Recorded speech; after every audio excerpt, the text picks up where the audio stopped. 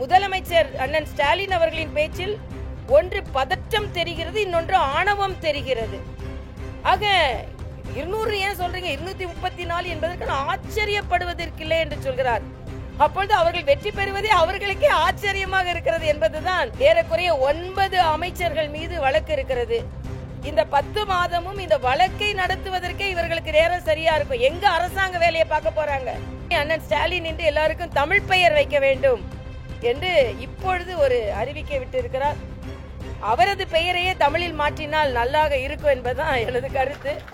மரியாதைக்குரிய பாரத பிரதமர் அவர்கள் ஆயுஷ்மான் என்ற சாமானிய மக்களுக்கான மருத்துவ காப்பீடு திட்டத்தை ஆரம்பித்த நாள். ஆயுஷ்மான் என்ற பிரதமரின் மருத்துவ காப்பீடு திட்ட தினம் இன்று. இதை கொண்டாடுவதற்காக, மக்களிடம் விழிப்புணர்வு ஏற்படுத்துவதற்காக, அவர்களை பதிவு செய்வதற்காக இந்த வாகனம் பயன்படுத்தப்படுகிறது. ஆனால் மருத்துவ காப்பீடு, பிரதமரின் மருத்துவ காப்பீடு விழிப்புணர்வு வாகனம். அது மட்டுமல்ல, தென்சென்னை பாராளுமன்ற தொகுதிக்கு உட்பட்ட நடமாடும் அலுவலகம் இந்த வாகனம். அந்த பகுதிக்கு உட்பட்ட மக்களிடம் சென்று நாங்கள் அவர்களுக்கு ஏதாவது கோரிக்கை இருந்தால் அதை வாங்கி அதிகாரியிடமும் அரசாங்கத்திடமும் கொடுத்து எங்களால் தீர்த்து வைக்க முடியும் என்றால் அதையும் தீர்த்து வைப்பதற்கான முயற்சிகளை செய்வதற்கான ஒரு புதிய முயற்சி இது. அலுவலகம் திறப்போம் என்று சொல்லி இருந்தோம், வெற்றி பெறவில்லை. ஆனால் மக்களை நாங்கள் சென்று சந்திக்க வேணும். அதனால ஆபீஸ் ஆன் வீல்ஸ் அப்படின்னு சொல்லிட்டு நடமாடும் பாராளுமன்ற தொகுதி அலுவலகம் ஒன்றை ஆரம்பித்திருக்கிறோம். இது எங்கள் சகோதரர்கள், தென்சென்னை மாவட்டத்தை சார்ந்த சகோதரர்களின் முயற்சியினால் எந்தெந்த பகுதியில் மக்களுக்கு தேவை இருக்கிறதோ அந்த பகுதியில் நின்று அவர்களிடம் இருந்து கோரிக்கைகளை பெற்று அதை தீர்த்து வைப்பதற்காக முயற்சி செய்வோம்.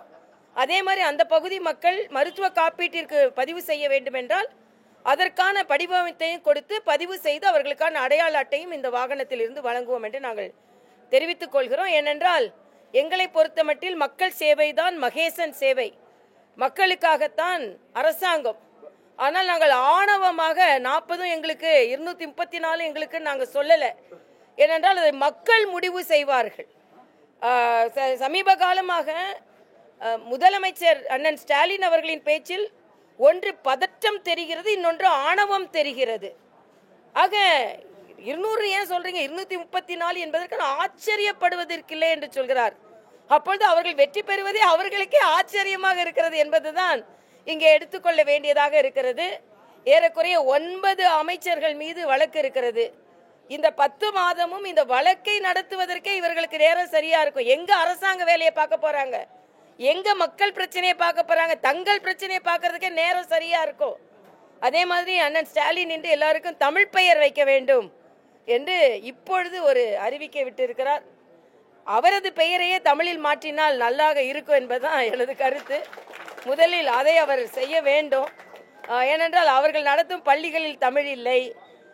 என்னை போன்ற மருத்துவக் கல்லூரியில் படித்த மாணவர்கள் கூட ஒரு 30% தமிழே படிக்காதவங்க என் கூட படிச்சாங்க. அப்படிதான் திராவிட மாடல் ஆட்சி நடந்து கொண்டிருக்கிறது. அதனால் இன்று உண்மையிலேயே தமிழை பற்றி பேசுகிறது என்றால் நமது பாரத பிரதமர் மரியாதைக்குரிய நரேந்திர மோடி அவர்கள் தான். அந்த அளவிற்கு அவர் தமிழ் பற்றாளர். அதை நாங்கள் மக்களிடம் எடுத்து சொல்வோம். இன்னொன்று, சாமானிய மக்களோடு இருக்கிறார்கள் என்று சொல்கிறார்கள். இன்றைக்கு நீங்க பாத்தீங்கன்னா துவரம் பருப்பில் கலப்படம் ரேஷன் கடைகளில் என்று கண்டுபிடித்திருக்கிறார்கள். இது திண்டுக்கல்ல கண்டுபிடிச்சிருக்காங்க. திண்டுக்கல்ல கண்டுபிடிச்சாங்களா இல்லைன்னா துவரம்பருப்புல கல் இருக்குதா, எல்லா இடங்களையும் கண்டுபிடிக்க போறாங்களான்னு நமக்கு தெரியல. அதனால ரேஷன் கடைகள், எல்லா ரேஷன் கடைகளிலும் பரிசோதிக்கப்பட வேண்டும். அவர்கள் டெண்டர் கொடுத்த நிறுவனங்களில் எப்படி அவர்கள், ஏன்னா வெளியே 100 ரூபாய்க்கு கொடுக்கறத நாங்கள் 30 ரூபாய்க்கு கொடுக்குறோம்னு சொல்லிட்டு திண்டுக்கல்ல இருக்க மாதிரி கல்லையும் மண்ணையும் கலப்படத்தையும் சேர்த்தா மக்கள் எப்படி பாதுகாப்பாக இருப்பார்கள் என்பதையும் நாம் கவனத்தில் கொள்ள வேண்டும்.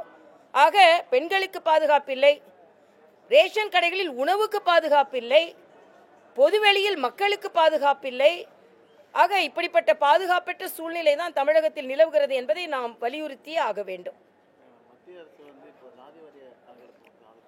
சாதிவாரி கணக்கெடுப்பை இன்றைக்கு அறிமுகப்படுத்தி இருக்கிறதுக்கு, அறிவித்திருப்பதற்கு நாம் மரியாதைக்குரிய பாரத பிரதமருக்கு நன்றி சொல்வோம்.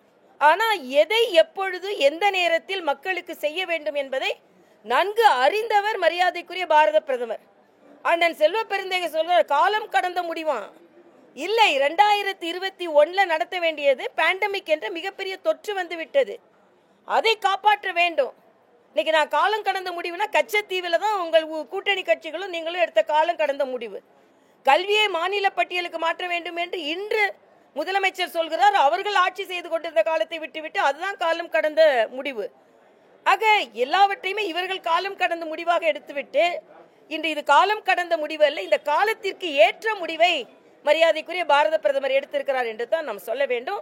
இந்த சாதிவாரி கணக்கெடுப்பு எந்தெந்த சமூகத்திற்கு எந்தெந்த பிரதிநிதித்துவம் வேண்டும், எந்த சமூகம் மிகவும் பின்தங்கி இருக்கிறது, எவ்வளவு மக்கள் தொகை, இவையெல்லாம் மக்கள் தொகை கணக்கெடுப்போடு சாதிவாரி கணக்கெடுப்பையும் எடுக்க இருப்பது ஒரு வரவேற்கத்தக்க ஒரு கருத்து என்பதை நான் தெரிவித்துக் கொள்கிறேன்.